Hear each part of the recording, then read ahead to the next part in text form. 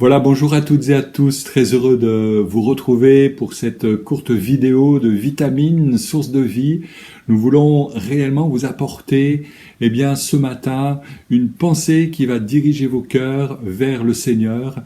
Nous voulons tout mettre en œuvre, l'équipe pastorale, pour cela. Et ce matin, justement, j'aimerais m'adresser à ceux qui seraient sceptiques sur le pouvoir qu'a Dieu de changer le cœur des hommes. J'ai cette assurance et cette conviction que Dieu veut changer le cœur de tout être humain. Et peut-être es-tu sceptique parce que tu regardes à ton entourage et tu te dis, j'aimerais que mon conjoint, ma compagne, change de vie et de cœur. J'aimerais que mes enfants aussi, que mes collègues de travail, mes amis changent. Sache que si tu souhaites qu'ils changent, Dieu a un désir encore plus profond que cela, c'est que toi, premièrement, tu te laisses transformer par Dieu. Le travail ne sera jamais accompli totalement si tu ne laisses pas d'abord Dieu en premier changer ton cœur. Et j'aimerais illustrer cette vérité avec un exemple de l'Ancien Testament.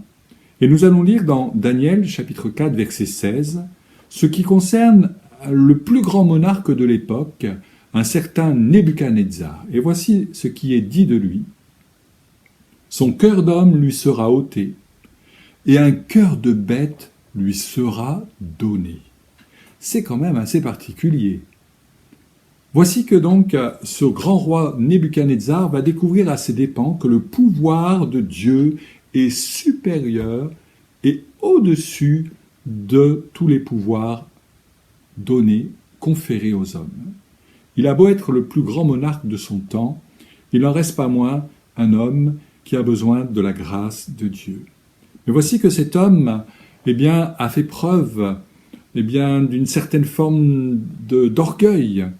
Il n'a pas voulu fléchir les genoux devant Dieu, au contraire, il a voulu se faire ériger une statue devant laquelle ses sujets pourraient venir se prosterner pour l'adorer. Et voici que Dieu dit, son cœur d'homme lui sera enlevé pour que j'y mette à la place un cœur de bête. Je ne sais pas si c'est un cœur de vache, un cœur de bœuf, un cœur d'agneau, de mouton, je ne sais pas. Mais une chose est certaine, c'est que Dieu seul a ce pouvoir. Dieu seul est capable de changer le cœur de l'homme. Et Dieu, n'a pas fait cela par hasard. Les chapitres précédents, comme je viens de le dire, ont montré que cet homme s'était installé dans une sorte de folie orgueilleuse. Son péché s'est accumulé à un tel point qu'à un moment donné, Dieu a dû intervenir pour qu'il morde la poussière, simplement. Et pour qu'avec son cœur de bête, il agisse comme une bête. Il est écrit qu'il, à ce moment-là, s'est retrouvé dans les champs à chercher à gratter sa nourriture dans la terre. C'était un homme qui était devenu comme un animal, afin que, ayant connu l'humiliation et la voie de l'humilité, il puisse à un moment donné, dans un éclair, un jaillissement, redresser la tête et dire « Mais quel fou j'ai été jusqu'alors à vouloir ignorer Dieu pour ma vie ».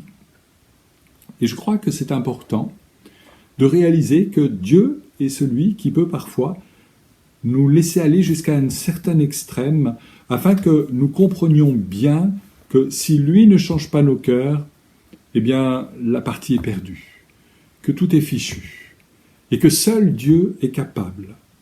Il y a beaucoup d'êtres humains qui ont, semble-t-il, comme un cœur de bête qui bat au-dedans de leur poitrine, en tout cas qui agissent comme des bêtes le feraient, qui ont des jugements méprisants, qui ont des attitudes de violence primitive, si je puis dire, qui est difficilement acceptable. Et le changement, c'est pas la religion qui va le donner, c'est pas la morale, c'est pas la philosophie, mais c'est une rencontre personnelle avec le Seigneur. Et peut-être qu'aujourd'hui, même si toi tu es croyant, chrétien, tu as besoin peut-être ce matin de dire « Seigneur, change mon cœur encore ». Continue à le parfaire, à le modeler à la ressemblance du cœur du Père, du cœur de mon Seigneur. J'ai besoin d'apprendre à connaître qui tu es, à avoir les sentiments qui ont construit la personne de Jésus-Christ. J'ai besoin d'avoir les sentiments qui sont ceux de Jésus-Christ. J'ai besoin d'avoir cette capacité à aimer comme toi tu aimes.